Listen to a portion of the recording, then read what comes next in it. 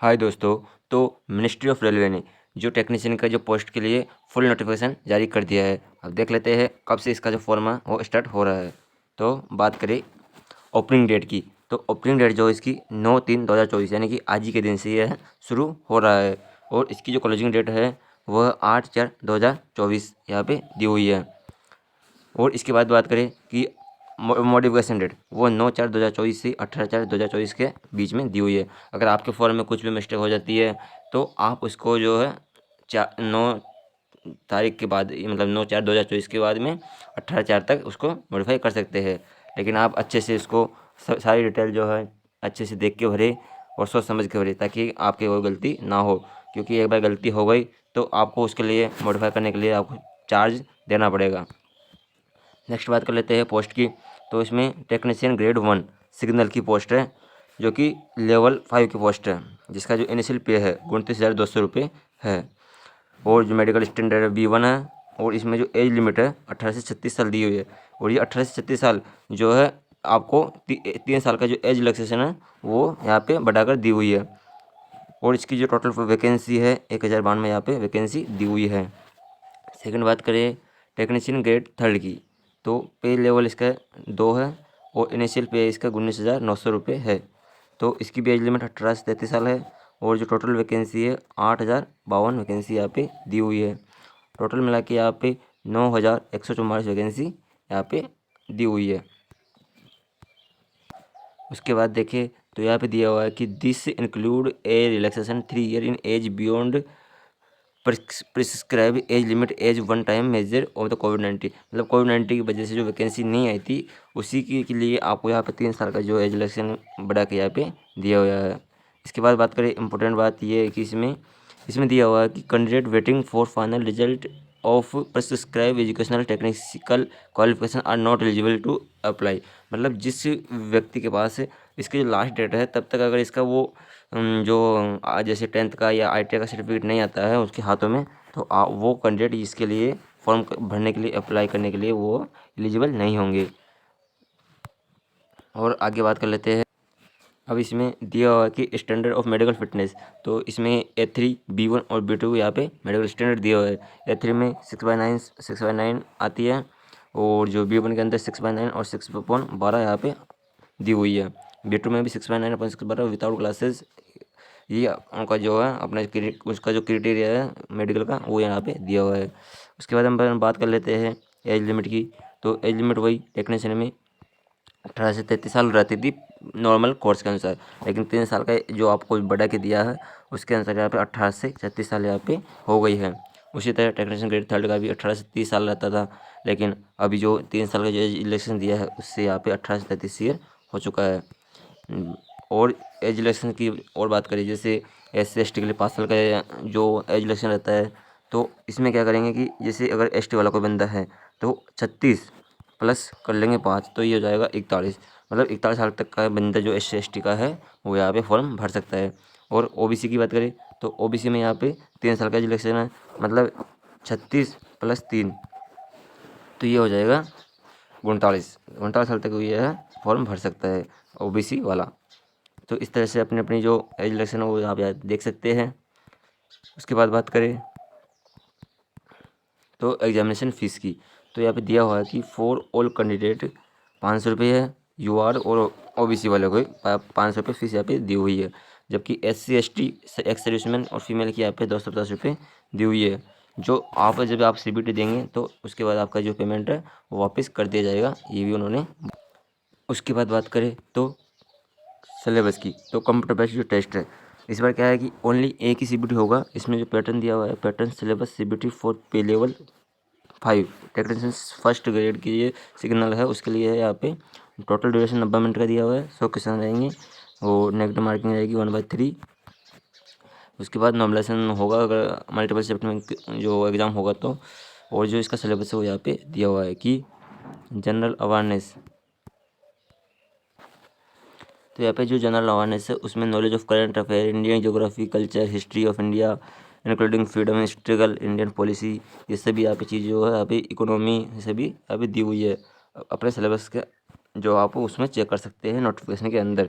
हम अपना नोटिफिकेशन यहाँ पे अपने यूट्यूब चैनल के डिस्क्रिप्शन में और हमारे जो टेलीग्राम है उस पर डाल देंगे, आप वहाँ से इसको देख सकते हैं। बात कर लेते हैं, इसमें रीजनिंग आएगी और बेसिस कंप्यूटर ऑफ एप्लीकेशन आएगा, मैथमेटिक्स आएगी और इसके बाद इसमें बेसिस साइंस एंड इंजीनियरिंग आएगी सिग्नल 1 के ग्रेड के लिए। तो इसमें कितने क्वेश्चन किस किस चीज़ के आएंगे वो भी इसमें दिया हुआ है।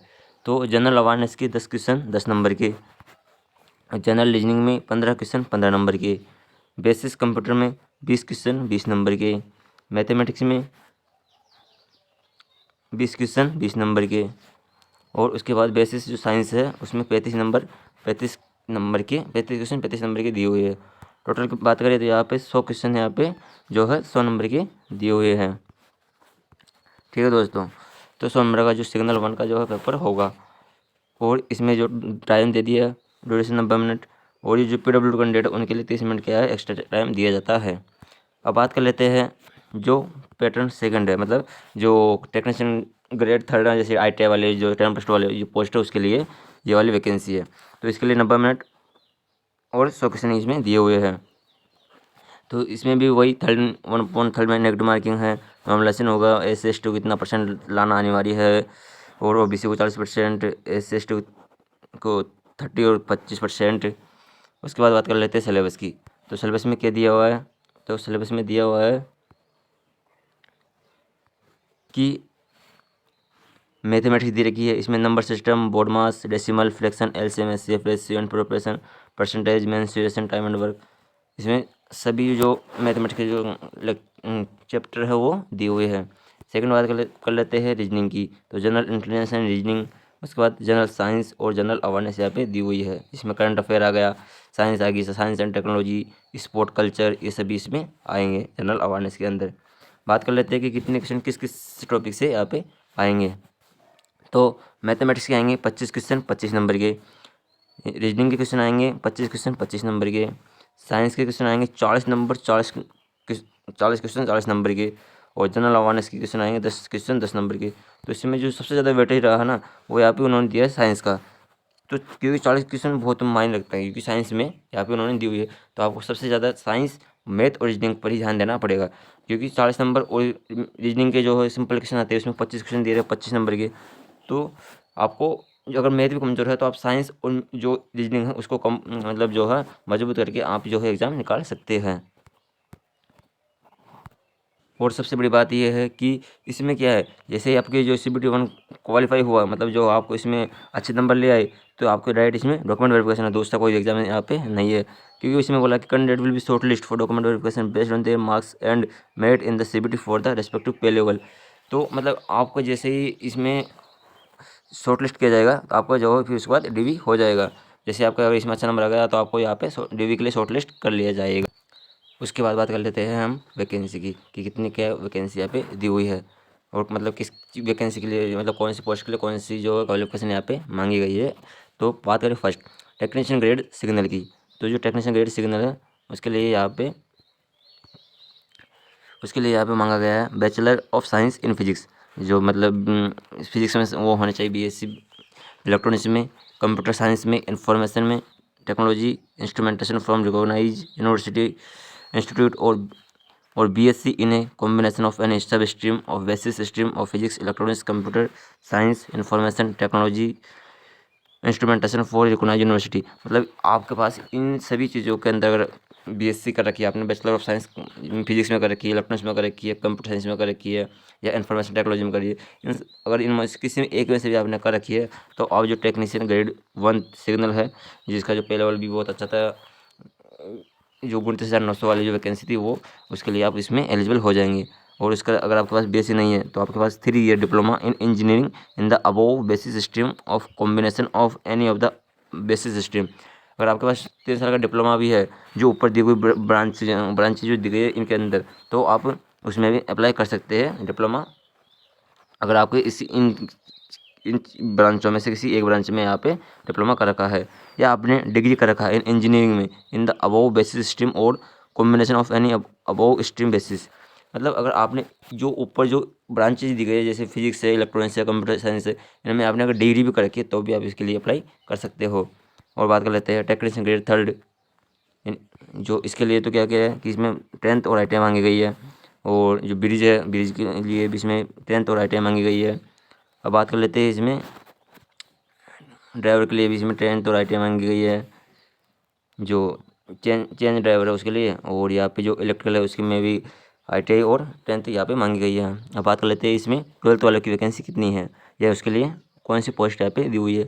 तो यहाँ पे दी हुई है 12th वालों के लिए जो 12वीं पास से जो फिजिक्स मैथ से जो फॉर्म भरते हैं उनके लिए हम आपको बता देते हैं कि उसके उनकी जो सीट है वहाँ पे कितनी यहाँ पे मतलब कौन सी जो पोस्ट है उनको यहाँ पे मिलती है।